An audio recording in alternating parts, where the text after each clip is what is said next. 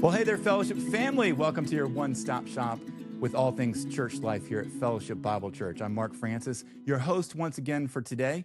And in the comfy chairs today, we are for our revamped podcast studio, thanks to the team that works on that. I have Scott Santmier with us, pastor of local outreach. Thanks for having me.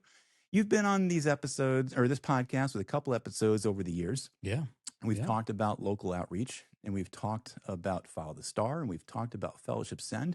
We're going to do that all over again today with some updates. And it just seemed to make sense to hear from you. One of the questions that came out of our most recent Fellowship family meeting a couple weeks ago was, what's up with Fellowship Send?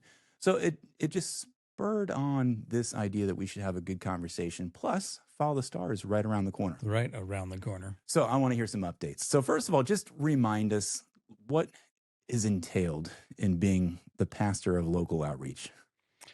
So the easiest way to describe that is that there's a number of buckets. That first bucket would be the partners that we have in the community, that they're organizations, ministries that are doing things that we're not going to recreate. And we want to come alongside them, not just financially, but with volunteers.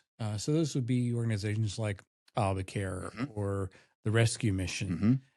So those organizations, we're not going to duplicate what they do, right? But we appreciate what they do, and we want to partner with them.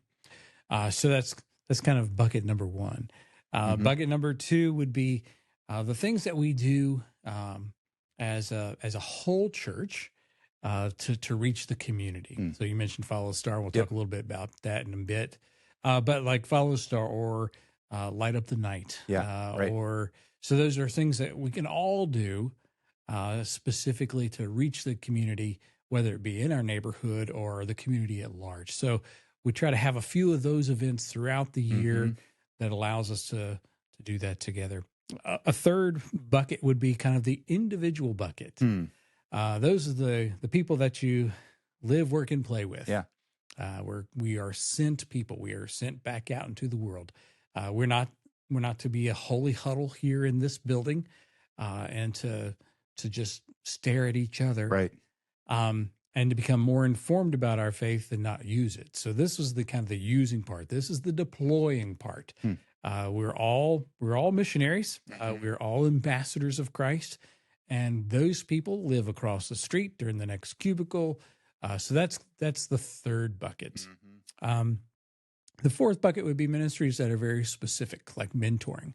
We've had this mentoring partnership with the Winchester Public Schools now for 10 years, and it's growing every year. It's flourishing. We're seeing more and more students be involved, and we have more and more volunteer mentors, and that's a real special time where it's just one adult with one mentee, one child during the school day. So we'll have anywhere from 30 to 50 FBCers who are on the campuses of Winchester Public Schools every week. So the presence of God in them is in the schools. That's cool. Yeah. Every week. So, and we're seeing lots of, we have a lot of great stories of how those relationships have just been real God honoring and been great opportunities for those mentors to step into the lives of not just the students, but also the staff there at the schools. So those are kind of the buckets that we look at. It's a good way of looking at it. That's a lot. That is a lot of activity. A lot of things. That sometimes just if you're just coming and going on a regular weekend here, just attending the worship services, you're not aware of the reach that FBC has into the community and beyond. Sure. And it hasn't, I mean, I will say FBC has a heart for the community and local outreach, but there's different levels. And you haven't always had this position here at FBC, right? So remind me, when did you first come on board at FBC? So it's been 26 years. 26 years. And you came on staff for what position then? It was a position of everything. Uh-huh. So I did everything from, I did all the communications pieces. That's when, some folks remember back far enough, we had bulletins. Bulletins, sure. Bulletins. So that was a weekly event for me, was creating the bulletin. Nice. And the very first websites that we came up with. If anybody's familiar with the Wayback Machine on the internet, you can go back and see some of those websites from years and years. Some of those very beginning, very clunky websites. So everything from communication to helping out with small groups. That was kind of where I was, and that was a big part of what I did. How did God work in your life through these years that has led you to this position? Because I know you and your wife Karen have tandemed within many different ministries together. Sure. Just give us some stories of what you've seen God doing in your life to give you this passion for local outreach. Sure. And I think the biggest piece of that is I have a natural bent towards evangelism. So those are going to be the places that I lean toward more naturally. And the elders discerned that and kind of repositioned what I did to line up a little more closely with my spiritual gifting. So being able to be a part of ministry and create ministry and invite people into ministry that is more outreach and evangelistic in nature would be those things. And, early on, as a family, we did some simple things. We did a neighborhood soup night. Right. That we would invite our neighbors. We just would invite anybody. Basically, if you could stand on our front or back porch, and if we could see their house, we would invite them to our house for a soup night. And we did that for years. About every other week, we would do that. And while folks were there, usually once or twice a year, we would ask some deep thinking questions. And then we would continue that conversation.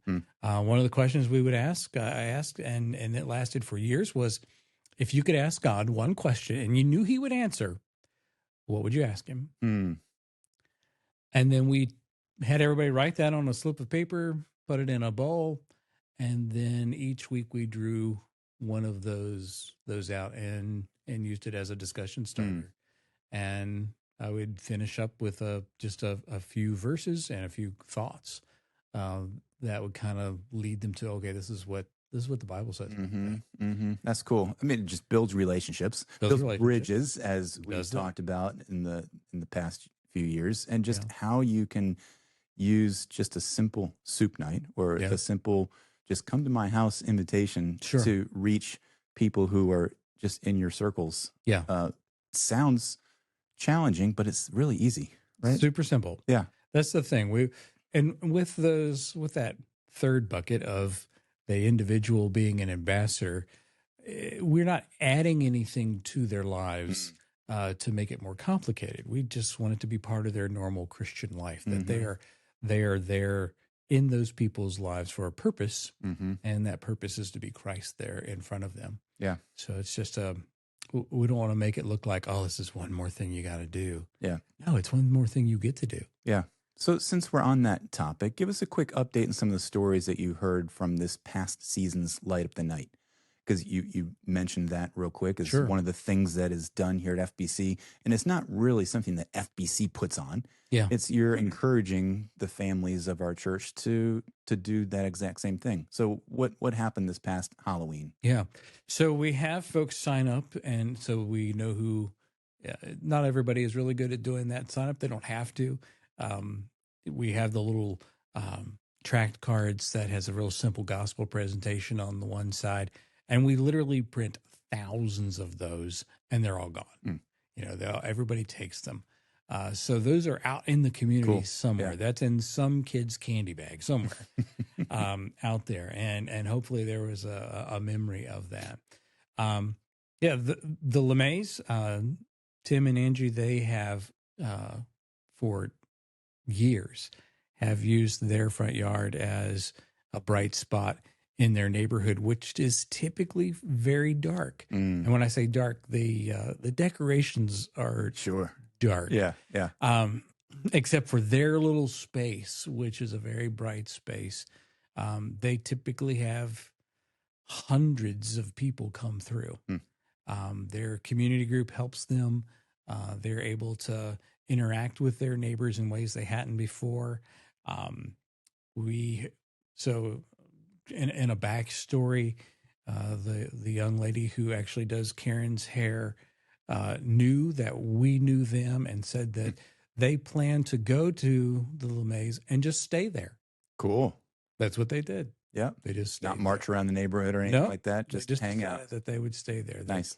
That they knew that that was a place that they felt welcomed, uh, and really loved, and that it was a place they wanted to be. Mm. So even the simplicity of that, Mm-hmm. allowed them to talk to all of the people in the LeMays community group, all the people that helped out in that thing. So, just simple things like that, Mm-hmm. long term, over the years, they will come back, Mm-hmm. and that'll be an ongoing story. Just a simple thing. And, something that FBC does put on is Follow the Star. Probably not really arguably, but the biggest outreach event that FBC puts on every year. And a week or two ago, we were able to hear your wife, Karen, share the story of Follow the Star in the Following Jesus video there before the sermon started, which was neat to hear. I mean, I knew that story, but I don't know how many of you guys had known the origins of Follow the Star and what God has done over the years to reach thousands every year for Christ in our community. What stands out to you over those years? And then I'll ask you just what are we expecting this coming season? Yeah. So this is the 16th year of Follow the Star. I am always amazed at how willing people are to just do almost anything to make it happen. We saw that most during COVID, and we pivoted and did the drive-through Follow the Star with the recording in the car, all the technology that took, all the thinking through that, and that all occurred really within about 3 months. Because there was a point where we thought this can't happen, but it did. Yeah. So and people were so willing to do it differently. So that was just an amazing thing to see people come together for a common purpose, to honor the Lord and to continue to tell that story of Christ, with that same hope of eternity, but in a very different way. So that's one of those things where you just see that happen, and it's an amazing thing. We have countless stories of people who have come to Follow the Star and then months later decide, maybe we should go to church there. Right. And they try FBC for a while, and then they decide, maybe we should keep going here. And then within a year, or sometimes even less, sometimes it's within the year, then they volunteer for Follow the Star.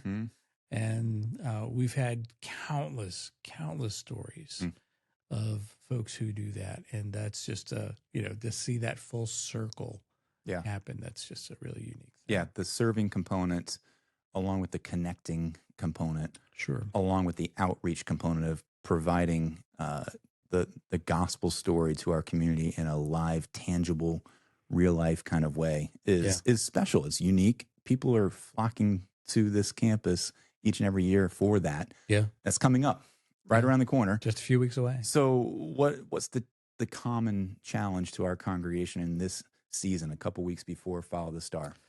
Yeah, and one of the things this year we really want to focus on is this combined effort of evangelism. We've never done an evangelism training for Follow the Star participants, but this year we are. So all of the people who are going to be part of a greeting, or in the people who are going to be part of the team that guides, the team that is the narrator team, the team that's part of the follow-up team, we're going to have all those folks come together, and we're going to do just a short training on how to turn a conversation from, wow, wasn't this fun, to what's the hope you have this Christmas? And the kind of the common bond is it's a gift.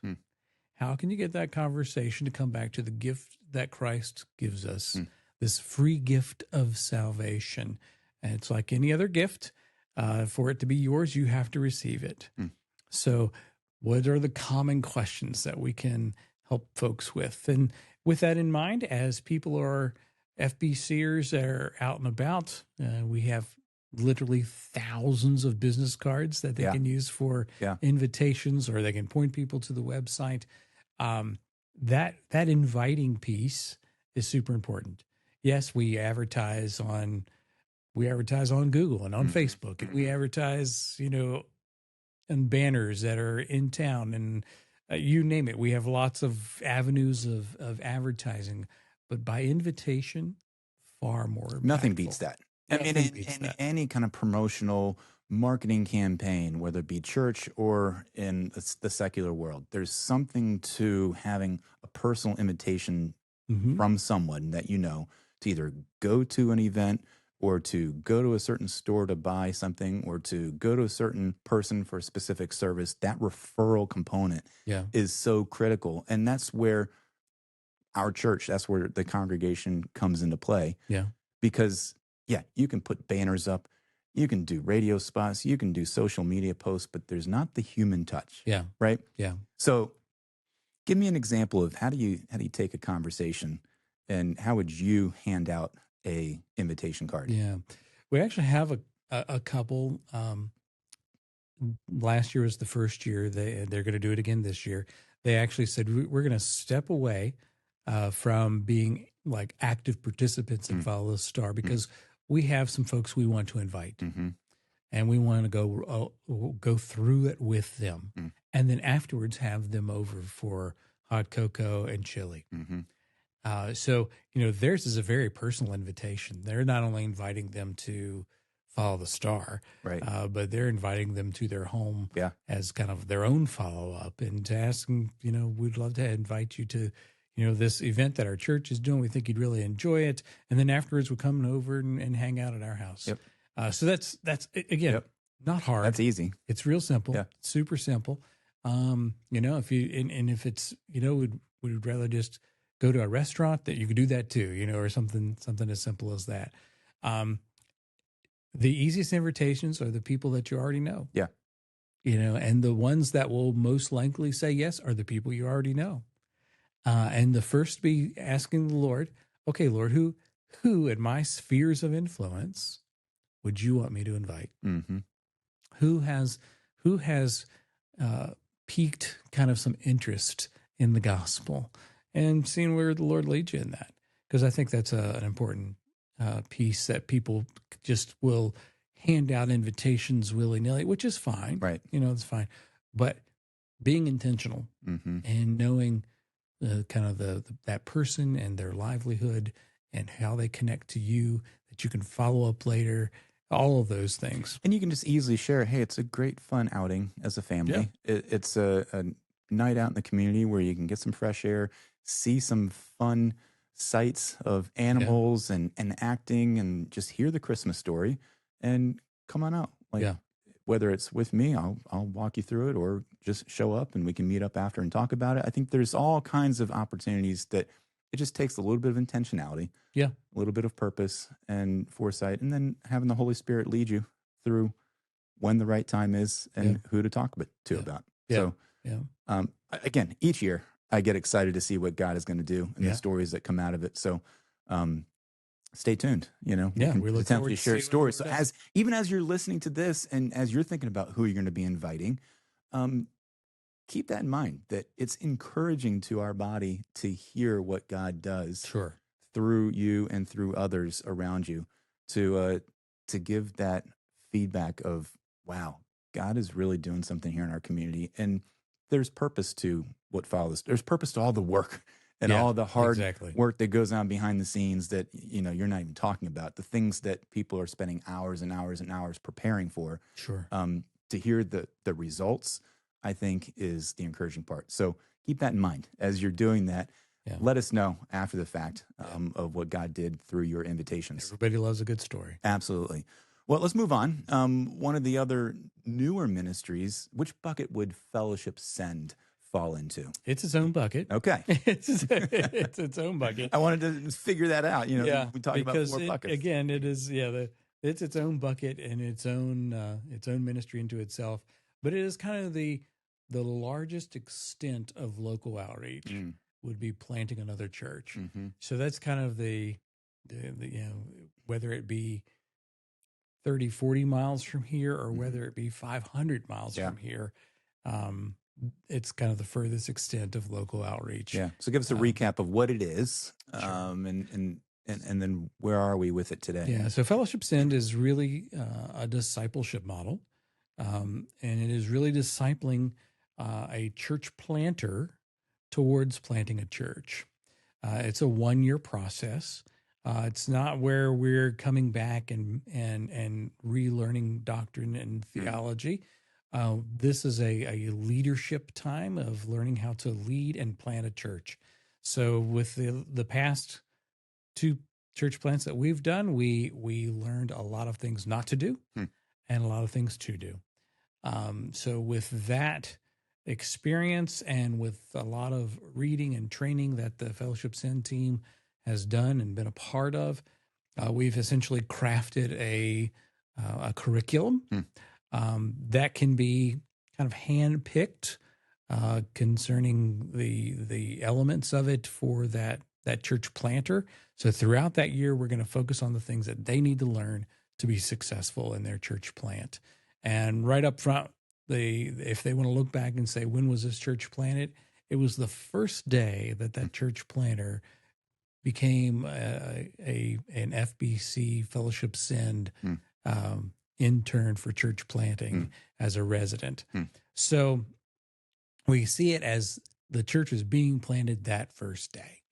And that in that first year, that is just the progress of that church being planted. Yeah, this concept's not brand new. It's not reinventing the wheel, right? Not at all. So have you tag teamed with other churches who have been doing this and this model, and where did that come from? Yeah.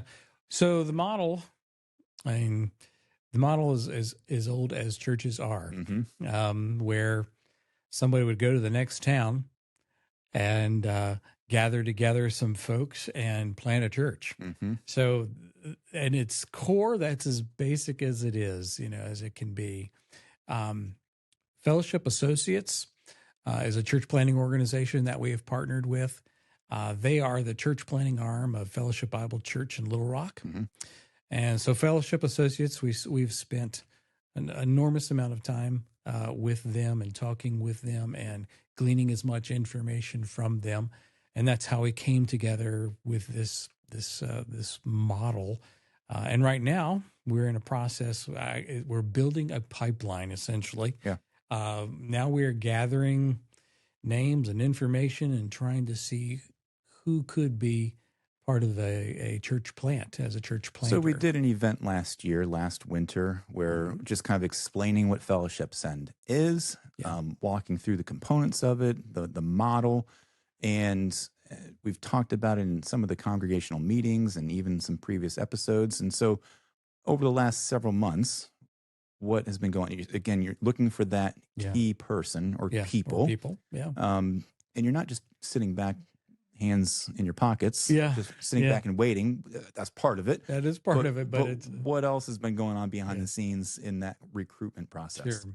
So as we're actively waiting, we are reaching out to schools and other organizations that could be partners. Brian Newland, he's on our team. He went to Rio Grande Bible Institute about a month and a half ago. They were having a conference. And he was representing Fellowship Send there at that conference. So he was making some connections with students and alumni and with other organizations while he was there. So those are the kinds of things that we do.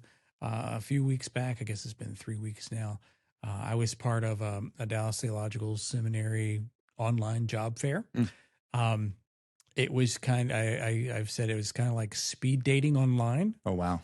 Where there were all these people who were either graduates or alumni, and they're looking for opportunities out there. And then there were all these other organizations and churches, and they would sign up to meet, for 5 to 10 minute clips of time, and you have quick conversations, and you figure out if this is something that they want to do. And so from that, we've gotten a a couple or three contacts that we're talking with now, just to kind of figure out where they're at and some of the future things that they might be a part of this pipeline that we're building. So Yeah. And that's not us. We, if it's just the Fellowship Send team doing it alone, I don't know if we'll ever get there. So we're really depending on FBCers at large and their connections. Yeah. So we may know, I don't know, even maybe hundreds of people, but Fellowship FBCers at large know thousands and tens of thousands of people.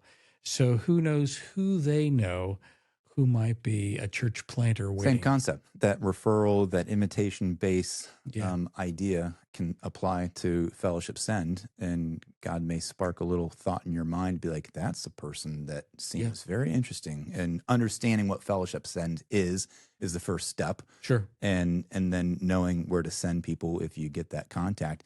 You've always said it's about the who, not the where. Yes. Remind us of what that means. Yeah. So we're about developing that church planter, no matter where he goes.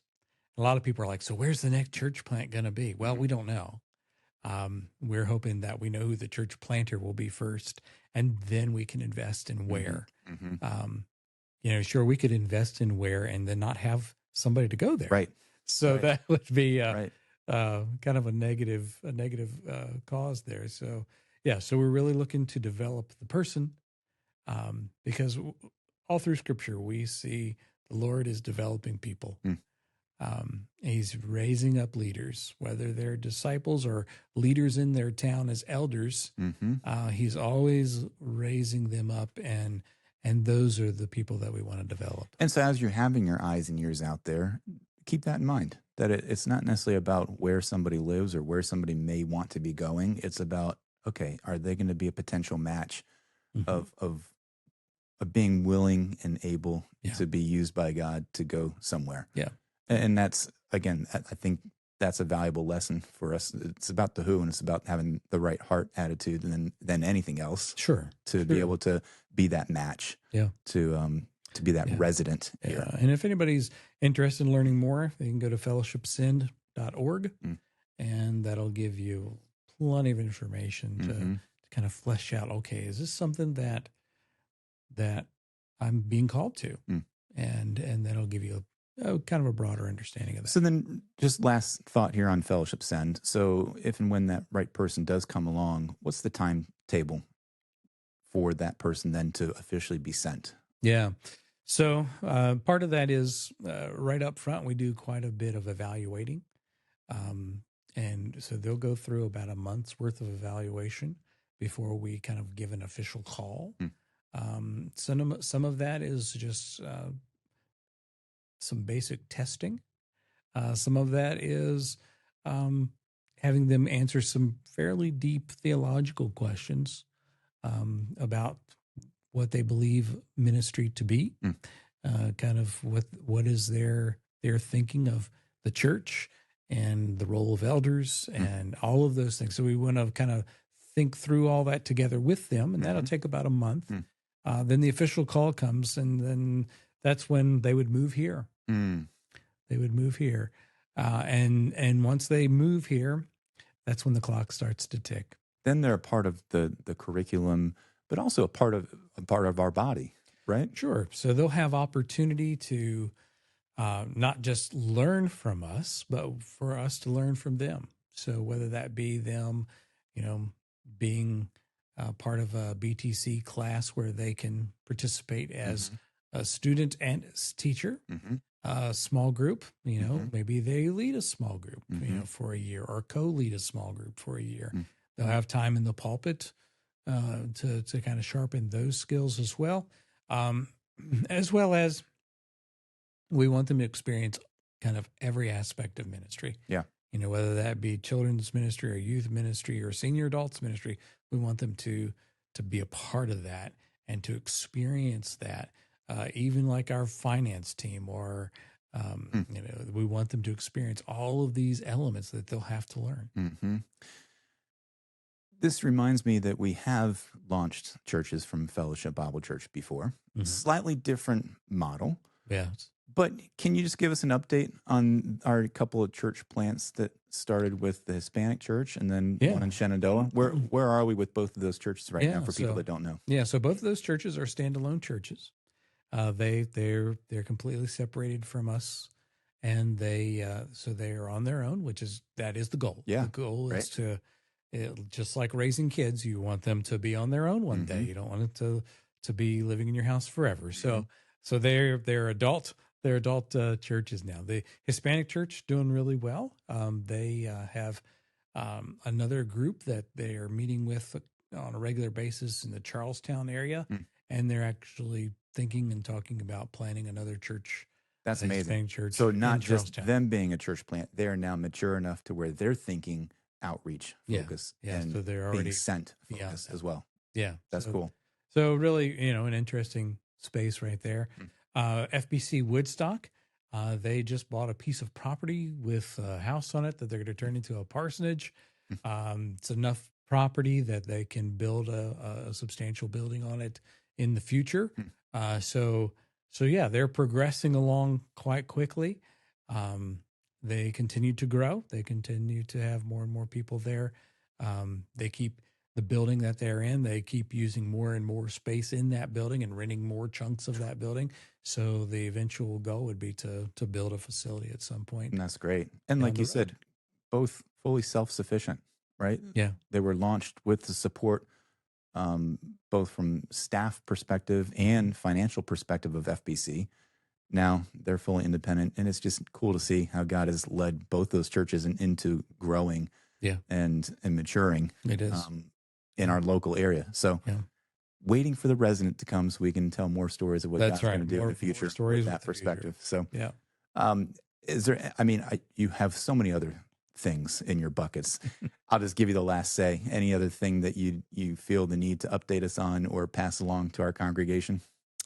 Yeah, if you're looking for something that you can do for your community, for the people that live in your community, and you want to do something like immediately, we've partnered with Victory Church's food pantry. It's the Olive Branch Food Pantry. We appreciate what they do, and again, we're not going to create our own food pantry. There's one literally a half a mile down the road, and they do a fantastic job at it.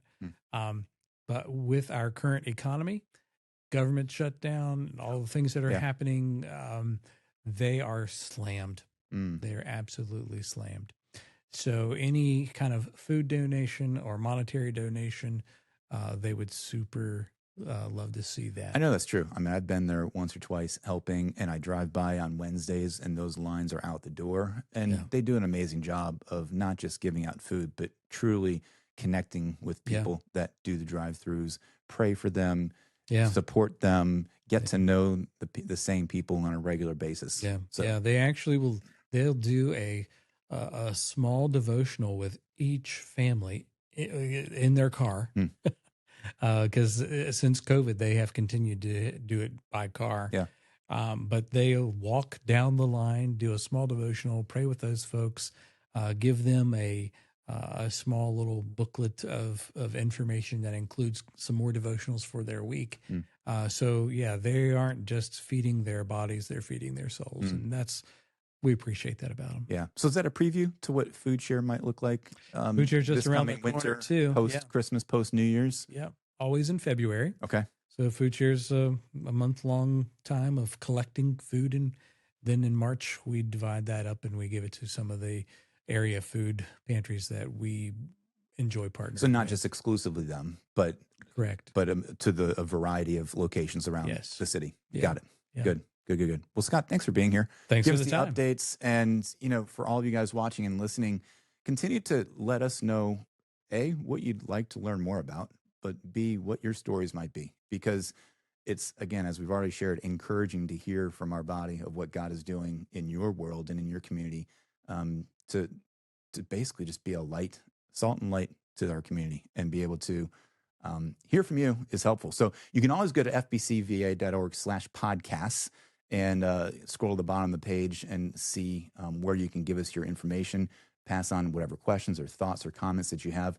And remember that you can also see on that page the other couple of podcasts that we have here at FBC, the Sermon Spotlight and also the Global Church one. So that way you can get all of your news, updates, information, and content there as well. So, Scott, thanks much for being here. Thanks for having me. And guys, until we chat again, let Christ be the focus of our lives each and every day.